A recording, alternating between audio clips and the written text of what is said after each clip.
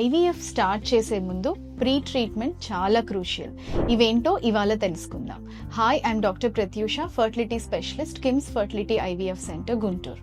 Number 1 is folic acid for foundation. Baby brain development ki, growth ki, ఇది చాలా crucial and అవసరం. At least 3 months prior to planning pregnancy start చేయాలి. Number 2 is vitamin D3 for implantation glow. Endometrium అంటే uterus lining receptive గా మారుస్తుంది, hormonal imbalance ని set చేస్తుంది, inflammation ని తగ్గిస్తుంది, ఓవ్యులేషన్ అంటే ఎగ్ రిలీజ్ అవ్వడానికి హెల్ప్ చేస్తుంది, అలాగే మేల్ ఒక సెమెన్ క్వాలిటీని కూడా ఇంప్రూవ్ చేస్తుంది. Number 3 is ubiquinol for egg and sperm power.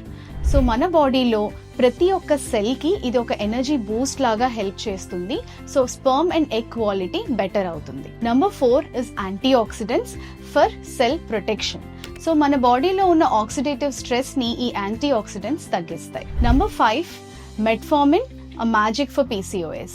So PCOS ఉన్న వాళ్ళలో హార్మోనల్ ఇంబ్యాలెన్స్ ని సెట్ చేసి ఇన్సులిన్ రెసిస్టెన్స్ ని తగ్గిస్తుంది. Number 6 androgens.